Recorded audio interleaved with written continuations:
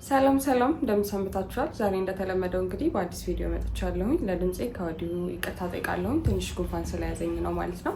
ነገር ግን ይህንን ሳምንት ቪዲዮ ሳልሰራ ማለፍ አልፈለግኩኝም። ምክንያቱም ሁላችንም እንደምናውቀው እንግዲህ ኢትዮጵያ ውስጥ አዲስ የተከሰተ ወረርሽኝ አለ። የማርበርግ ሄሞራጂክ ፊቨር የሚያስከስት ቫይረስ ማለት ነው። ስለዚህ ኢትዮጵያ ውስጥ የመጀመሪያ ይሄ ቫይረስ ሲከሰት የመጀመሪያው እንደመሆኑ መጠን ለሰው አዌርነስ መስጠት ይህን በሽታ እንዴት መከላከል እንደምንችል እና ምልክቶቹ ምን እንደሆኑ ለማወቅ እንዲረዳ አዌርነስ ለመስጠት ነው ይህን ቪዲዮ መስራት የፈለኩትኝ ማለት ነው። ስለዚህ ከቪዲዮ ጋር አብራችን ቆዩ። እንግዲህ ቀደም ብዬ እንደነገርኳችሁ ይሄ ማርበርግ ቫይረስ በኢትዮጵያ ላይ ሲከሰት የመጀመሪያው ነው ማለት ነው። ነገር ግን ከዚህ በፊት የተለያዩ ሀገራቶች ላይ ይሄ ቫይረስ ተከስቶ ወረርሽኝ ተፈጥሮ ያውቃል ማለት ነው። ለመጀመሪያ ጊዜ ይሄ ቫይረስ የታየው በ1967 ጀርመን ፍራንክፈርት ላይ ነው ማለት ነው። ለዛ ነው ስሙ ማርበርግ የሚለው ነገር ከዛ የተሰየመ ከጀርመን የተሰየመ ስለሆነ ነው። እና ይሄን ቫይረስ ላቦራቶሪ ላይ በጦጣዎች ላይ ወይም ህመም ያላቸው ጦጣዎች ላይ ላቦራቶሪ ሪሰርች እየሰሩ ባለበት ጊዜ ነው ዶክተሮቹ ከእነዚህ ጦጣዎች ላይ ይሄኛው በሽታ ይዟቸው ለመጀመሪያ ጊዜ ይሄ ቫይረስ የታወቀው ወይም አይደንቲፋይድ የተደረገው በ1967 ነው ማለት ነው። ከዛ በኋላ የተለያዩ ሀገራቶች ላይ በተለይ ደግሞ አፍሪካን ሀገራቶች ላይ ሳውዝ አፍሪካ፣ ኬንያ፣ ኡጋንዳ፣ ኮንጎ፣ ታንዛኒያ ይሄ በሽታ ተከስቶ ያውቃል ማለት ነው። ነገር ግን ከፍተኛ ልክ እንደ ኮቪድ አይነት ወረርሽኝ አልተከሰተም ማለት ነው። በጣም ብዙ ቁጥር የተያዘበት አገር ይመስለኛል ካልተሳሳትኩኝ አንጎላ ነው። አንጎላ ላይ 374 ሰው ተይዞ ከዛ ውስጥ 329ኙ ሞተዋል ማለት ነው። ከዛ በኋላ ግን ዩናይትድ ስቴትስ፣ ኔዘርላንድ፣ መጀመሪያ እንዳልኳቸው ጀርመኒ፣ ኬንያ፣ ኡጋንዳ፣ ኮንጎ የተለያዩ አውትብሬኮች ነበሯቸው ማለት ነው እና ብዙ ሞት የሚያስከስት በሽታ ቢሆንም ነገር ግን በቁጥሩም በአጭሩ የሚቀጭ ነው ማለት ነው። ይህ የሚሆንበት ደግሞ አንደኛው ምክንያት ይሄ ልክ እንደ ኮቪድ አየር ወለድ በሽታ አይደለም ወይም በመተንፈስ የሚተላለፍ በሽታ አይደለም ማለት ነው። ስለዚህ በቀላሉ በሽታውን ለመቆጣጠር እና እንዳይሰራጭ ለማድረግ ይረዳናል ማለት ነው። ይህ ማርበርግ ቫይረስ የምንለው ልክ እንደ የኢቦላ ቫይረስ ፋሚሊ ነው ማለት ነው። ከኢቦላ ጋር ተመሳሳይ የሆነ ቫይረስ ፋሚሊ ነው ያላቸው ማለት ነው። የዚህ ቫይረስ ቻሌንጅ የሚያደርገው ነገር ምንድን ነው? አንድ ሰው ይሄ ቫይረስ ከያዘው በኋላ ከ2 እስከ 21 ቀን ድረስ ምንም በሽታው እንዳለበት ሳያውቅ ሰውነት ውስጥ ሊቆይ ይችላል ማለት ነው። ስለዚህ ጥናቶች አወዛጋቢ ነገር ነው የሚነግሩን። ከዚህ ከ2 እስከ 21 ቀን ባለው ጊዜ ውስጥ ያ ሰው ምንም አይነት ምልክት ካላየ ለሰው ማስተላለፍ አይችልም ይላል። አንዳንድ ጥናቶች ደግሞ ኖ ሊያስተላልፍ ይችላል ይላል ማለት ነው። ስለዚህ ያ ቻሌንጂንግ ያደርገዋል። ምክንያቱም አንድ ሰው መታመሙን ራሱ ሳያውቅ ለሰው ማስተላለፍ የሚችል ከሆነ ከዛ ከ2 እስከ 21 ቀን ባለው ጊዜ ውስጥ ይህን በሽታ ሞር ቻሌንጂንግ ያደርገዋል ማለት ነው። ሌላው ደግሞ አንድ ሰው ሲታመም እስከ ሳምንት ድረስ ነው እንጂ ምን እንዳደረገ የት እንደሄደ ሊያስታውስ የሚችለው እንደዚህ ራቅ ብሎ ሊያስታውስ ይችላል ማለት ነው። ስለዚህ 21 ቀን ድረስ ቆይቶ አንድ ሰው ትራቨል ሊያደርግ ይችላል፣ ሊዘዋወር ይችላል በሽታው በውስጡ እንዳለበት ሳያውቅ ማለት ነው። ስለዚህ ያ አንድ ቻሌንጅ የሚያደርገው ነገር ነው። ሌላው ደግሞ መጀመሪያ የምናያቸው ምልክቶች ከሌሎች በሽታዎች ጋር በጣም ተመሳሳይ ነው። ልክ እንደ ጉንፋን፣ እንደ ወባ ተመሳሳይ ከእነሱ አይነት ነገሮች ጋር ተመሳሳይ ምልክት ስለሚኖረው አንድ ሰው ወደ ሐኪም ቤት በሚሄድበት ጊዜ ይህንን ቫይረስ መጀመሪያ ይሄ ነው ብሎ ለማለት ጭንቅላት ላይ የማይመጣ ነው ማለት ነው። ምክንያቱም መጀመሪያ ልታዩት የምትችሉት ነገር ምንድነው? በጣም ከፍተኛ የሆነ ትኩሳት፣ ከፍተኛ የሆነ የራስ ምታት፣ የሰውነት መድከም፣ እነዚህ የመጀመሪያ የምታዩቸው ምልክቶች ነው ማለት ነው። ከዛ በኋላ ደግሞ የምታዩት ምልክት ምንድነው? ራሽ ወይንም ደግሞ ይሄ ሰውነታችሁ ላይ ራሾች ይወጡባቸዋል ማለት ነው። ደረታችሁ አካባቢ፣ አንገት፣ ጀርባ አካባቢ ላይ ይሄንን የመሰለ ራሽ መውጣትና ራሹ ደግሞ ምንም አያሳክክም፣ ዝም ብሎ እዛው ላይ ኩፍ ያለ ነገር ነው ማለት ነው የሚሆነው። ሌላው ከ5ኛው ቀን ላይ ምልክት ማየት ከጀመራችሁ ወይም እነዚህ ትኩሳት፣ ራስ ምታት፣ የሰውነት መዛል ያልኳችሁ ነገር ካያችሁ በኋላ በ5ኛው ቀን በጣም ውሃ የሆነ ቶሎ ወደ ሽንት ቤት ማስቀመጥ ሊመጣ ይችላል ማለት ነው። ከዛ ባለፈ ደግሞ ቶንሲላችንን ሊያመን ይችላል። ቶንሲልና የቶሎ ቶሎ ዲያሪያ፣ ያ ዲያሪያ ምንድነው አቅም ያሳጣችኋል ማለት ነው። በጣም እንዲደክማቸው ያደርጋል። ምክንያቱም በጣም ወተሪ ነው። ምንም ሰውነታችሁ ውስጥ ያለውን ነገር ሁሉ አሟጦ የሚያወጣ ነው ማለት ነው። አንዳንድ ሰው እዚህ ጋር ይቆምለታል ማለት ነው። ከዚያ በኋላ ላይቀጥል ይችላል። ከዚህ በኋላ ሲቀጥል ነው ይሄ በሽታ ምንድነው ገዳይ ነው የምንለው። ምክንያቱም ከዚህ በኋላ የሚመጣው ምንድነው ሾክ ነው።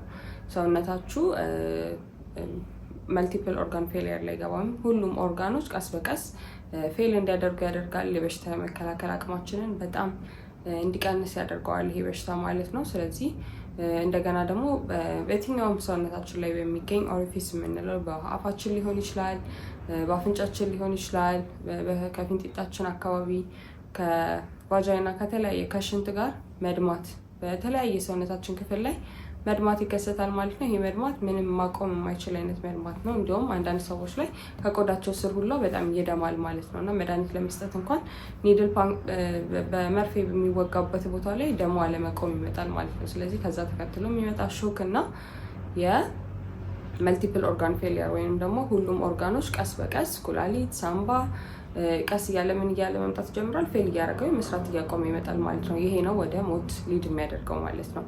የዚህ በሽታ ሞርታሊቲ ሬት ሞትን ያስከትላል ብለን ስናይ የዓለም የጤና ድርጅት ያስቀመጠው 88% ሞርታሊቲ ሬት አለው ማለት ነው። ይሄ በጣም ከፍ ያለ ነው። ከሌሎች በሽታ አንጻር ስናነጻጽረው በጣም ከፍተኛ የሆነ ሞርታሊቲ ሬት አለው ማለት ነው። የሆነበት ደግሞ ሌላው ምክንያት አንደኛ እንደነገርኳቸው ይሄ በሽታ ቶሎ የሚታወቅ በሽታ ነገር አይደለም። ምክንያቱም ተመሳሳይ ከሌሎች ቀላል የምንላቸው እንደ ጉንፋን፣ እንደ ወባ እንዲሁም ሌላ ቫይራል በሽታዎች ጋር ተመሳሳይ ምልክት ስላለው በቀድሞ ወዲያውኑ እንዳይታይ ወይም ይሄ በሽታ ነው ተብሎ እንዳይጠረጠር ሊያደርግ ይችላል ማለት ነው። ይሄ በሽታ ከተያዘ አንድ ሰው እንዴት ነው ሊይዘው የሚችለው የሚለውን ደግሞ ስናይ ይሄ በሽታ መጀመሪያ የሚተላለፈው ወይም ደግሞ ሪዘርቭ የምታደርገው ይሄንን ቫይረስ የሚይዝልን ሪዘርቫየር እንስሳ ነው ወይም ደግሞ አፍሪካን ኢጂፕቲያን ፍሩት ባት የምንለው ወይም የሌሊት ወፍ ኢጂፕቲያን የሌሊት ወፍ የሚባለው ይሄ ፎቶ ላይ የምታዩት የሌሊት ወፍ ነው ማለት ነው። ይሄ የሌሊት ወፍ ላይ ይሄ ቫይረስ ምንም አይነት በሽታ አያመጣም።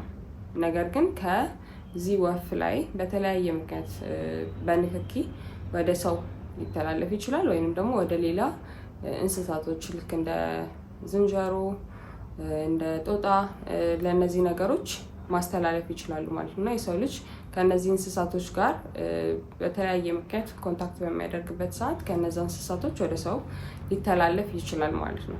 ከሰው ሰው ደግሞ ይሄ ነገር አንድ ሰው ኦልሬዲ ከተያዘ ከሰው ሰው እንዴት ነው የሚተላለፈው የሚለውን ስናይ ቅድም እንደነገርኳችሁ በአየር ወለድ በሽታ አይደለም ወይም በትንፋሽ የሚተላለፍ በሽታ አይደለም። እንደዛ አለመሆኑ በቀላሉ እንዳይሰራጭ ያደርገዋል። ሌላ ይሄ በሽታ የሚተላለፍበት ወይም የሚሰራጭበት መንገድ ግን ምንድን ነው? ሰውነታችን ላይ ባለ የትኛውም አይነት ፍሉድ ንክኪ ነው ማለት ነው። ስለዚህ ሰውነታችን ላይ ያለ ፈሳሽ የትኛውም አይነት ከላብ ጀምሮ ንክኪ በሚኖርበት ጊዜ ወደ ሌላ ሰው ማስተላለፍ እንችላለን ማለት ነው። ለምሳሌ ምራቅ፣ ላብ በግንኙነት ጊዜ የሴቷ እንዲሁም የወንዱ ፈሳሾች ይህን ነገር ሊያስተላልፉ ይችላል። ደም ኦፍኮርስ በደም ንክኪ ሊተላለፍ ይችላል ማለት ነው። ይሄ ዋነኛ ከሰው ሰው የሚተላለፍበት መንገድ ነው ማለት ነው። እንዲሁም ሽንት፣ አንድ ሰው አሞት ከነበረ ካስመለሰው፣ እነዚህ ነገሮች የትኛውም አይነት የሰውነት ፈሳሽ ወይም በሽታ ሊያስተላልፍ ይችላል ማለት ነው። ሌላው ደግሞ ማቴሪያሎች ወይም በእቃዎች እንዴት ሊሆን ይችላል ማለት ለምሳሌ አንድ ሰው የተጠቀመበትን ወይም ያደረቀበትን ፎጣ ከተጠቀመን፣ አንሶላዎች ሰው ሲተኛ ያልበዋል። ያን አንሶላ እናንተን በንክኪ በሚኖር ሰዓት ወደ እናንተ ያ በሽታ ሊተላለፍ ይችላል። አንድ ሰው በጠጣበት ኩባያ መልሳችሁ ስትጠጡ እነዚህ ነገሮች በቀላሉ በሽታውን ሊያስተላልፉት ይችላሉ ማለት ነው። ከዛ ውጭ ግን ይሄ በሽታ በትንፋሽ ወይም ደግሞ ንክኪ ሳይኖር ሊተላለፍ አይችልም ማለት ነው። ስለዚህ ራሳችንን ለመጠበቅ ትንሽ ቀለል ያደርገዋል ከሌሎች በሽታዎች አንጻር ወይም ወረርሽኝ ተብሎ ከሚከሰቱት አይነት በሽታዎች አንጻር ስናነጻጽረው ራስን ለመከላከል አንድ ቀለል ያለ ሜተድ አለ ማለት ነው። ስለዚህ ራሳችሁን ለመጠበቅ ለጊዜው ብዙ ንክኪ ያለማድረግ፣ ከሰው ጋር መጨባበጥ፣ ከሰው ጋር መሳሳም፣ እነዚህ ነገሮችን መቀነስ ይህ በሽታ እንዳይተላለፍ ያደርጋል ማለት ነው። በምትሰሩበት ቦታዎች ላይ ጂም ሊሆን ይችላል፣ እቃ ሼር የሚደረግበት ቦታ ላይ መጀመሪያ በሳኒታይዘር ያንን ነገር አጽድቶ ከዛ በኋላ መጠቀም ማለት ማለት ነው። አሁን ላይ ያው የኢትዮጵያ ጤና ሚኒስቴር እንዳወጣው መግለጫ ከሆነ አሁን ላይ እንግዲህ የኢትዮጵያ ጤና ሚኒስቴር ባወጣው መግለጫ መሰረት 17 የተጠረጠሩ ኬዞች እንዳሏቸው እና ከዛ ውስጥ ደግሞ 9ኙ ይሄ ቫይረስ እንዳለባቸው ኮንፈርም የተደረገ ሲሆን አሁን በተጨማሪ ደግሞ 129 ሰዎች ከነሱ ጋር ንክኪ ያላቸው ተብሎ የተጠረጠሩ 129 ኬዞች ላይ እየሰሩ እንደሆነ እስካሁን ደግሞ በአጠቃላይ 3 ሰው ህይወቱ በዚህ ቫይረስ እንዳለፈ የኢትዮጵያ ጤና ሚኒስቴር መግለጫ ሰጥቷል ማለት ነው። ስለዚህ ጥንቃቄ ማድረግ ራሳችንን እንድንከላከል ያደርጋል ማለት ነው። ሌላው ደግሞ አንድ ሰው ትሪትመንት ከተደረገለት በኋላ ከዳነ በኋላ ራሱ ይሄ ቫይረስ በሰውነቱ ፈሳሽ ውስጥ የመቆየት አቅም አለው። ለምሳሌ የአይናችን ፍሉድ ውስጥ ይሄ በሽታ መቆየት ይችላል። እንዲሁም ደግሞ ወንዶች ላይ የወንዶች የዘር ፍሬ ላይ ይሄ በሽታ መቆየት ስለሚችል እስከ ወራቶች ድረስ መቆየት ይችላል ማለት ነው። ስለዚህ አንድ ሰው ከዳነ በኋላ ራሱ እዛ አካባቢ ላይ የነበረ ሰው ከነበረ ከዳነ በኋላ ወራቶች አልፈው እንኳን ልቅ የሆነ ግንኙነት ማድረግ የለበትም። ምክንያቱም በሽታውን ማስተላለፍ ስለሚችል እነዚህ ኬዞች ከዚህ በፊት የተለያየ ሀገራቶች ላይ በሚከሰትበት ጊዜ የታየ ነው ማለት ነው። ስለዚህ አንድ ሰው ከዳነ በኋላ ራሱ ኢንፌክሽስ ሊሆን ስለሚችል ጥንቃቄዎችን ማድረግ አስፈላጊ ነው ማለት ነው። ሕክምናው እንደነገርኳችሁ እስካሁን ድረስ ለዚህ በሽታ የሚያድን መድኃኒት ወይንም ደግሞ ክትባት የለም። እስካሁን ባለው የጤና ሳይንስ የደረሰበት እንትን ላይ ለዚህ በሽታ የሚሆን መድኃኒትም ሆነ ክትባት የለም። ስለዚህ የሚደረገው ምንድነው? በሽታውን ለተያዙ ሰዎች ሰፖርቲቭ የሆነ ትሪትመንት ወይንም ደግሞ የሚደግፋቸውን ለህመም ማስታገሻ መድኃኒቶች ሰውነታቸው በጣም ብዙ ውሃን ሉስ ስለሚያደርግ ወይም ደግሞ በማስመለስ በተቅማጥ መልክ በጣም ብዙ ፈሳሽን ሉስ ስለሚያደርጉ ያንን ፈሳሽ ለመተካት በቂ ፈሳሽ መስጠት፣ እንዲሁም ደግሞ በጣም ለታመሙ ሰዎች ሰፖርቲቭ ኬር፣ ኢንተንሲቭ ኬር የሆነ ትሪትመንት መስጠት፣ የኦክሲጅን ሰፕሊመንት እንደዛ ሰፕሊሜንቴሽን በማግኘት እነሱን ሰፖርት ማድረግ እንጂ ሕክምና ወይም ደግሞ መድኃኒት የሚያድን መድኃኒት የለም ማለት ነው። ስለዚህ ይሄ የተያዘው ሰው ሁላ ይሞታል ማለት አንችልም። እንደ ሰው የእድሜ ይወስነዋል። መቼ ነው ይሄ ነገር ዲያግኖስ የተደረገው፣ ምን ያህል ቆይቶ ነው ይሄ ነገር ዲያግኖስ የተደረገው የሚለው ነገር ይወስነዋል ማለት ነው። ከዛ ውጭ ግን በጣም ገዳይ ከዚህ ሄሞራጂክ ፊቨር ከሚያስከትሉ ቫይረሶች ውስጥ ገዳይ የሚባለው አይነት ቫይረስ ነው። ነገር ግን በጣም መቆጣጠር የምንችለው ራሳችንን መከላከል የምንችለው ነው ማለት ነው። እንዳልኳችሁ በጣም ብዙ አፍሪካን ሀገራቶች ላይ ከዚህ በፊት ተከስቷል። ነገር ግን በጣም ትልቅ የተመዘገበው ቁጥር 374 ሰው የተያዘበት አንጎላ ላይ እየተከሰተው ነው ማለት ነው። ከዛ ውጭ ግን በጣም ትንንሽ ቁጥሮች ናቸው ማለት ነው። 10-20 ሰው እንደዛ ነው ማለት ነው የሚያዘው። ምክንያቱም አንዴ ከታወቀ በቀላሉ መገደብ ስለምንችል ይሄ በንክኪ የሚተላለፍ ስለሆነ ንክኪን በመቀነስ ሆስፒታል ላይ የሚሰሩ ሰዎችን በበቂ ፕሮቴክቲቭ ኢኩፕመንት እንዲያደርጉ በማድረግ እነሱም ራሳቸውን እንዲጠብቁ በማድረግ ሌላውም ሰው እዛ አካባቢ ያለውንም ሰው ግንዛቤ በማስጨበጥ ይሄ ነገር አልፎ እንዳይወጣ ማድረግ እንችላለን ማለት ነው። ስለዚህ እናንተም ማድረግ የምትችሉት ጥንቃቄ እንደነገርኳችሁ ከሰዎች ጋር ንክኪዎችን መቀነስ፣ ወዲያውኑ እጃችሁን ሳኒታይዝ ማድረግ፣ የሚደረጉ ነገሮች ላይ መጀመሪያ አጥርቶ መጠቀም፣ እንዲሁም የራሳችሁን የሰውነት የበሽታ የመከላከል አቅም ለመገንባት በቂ ቫይታሚን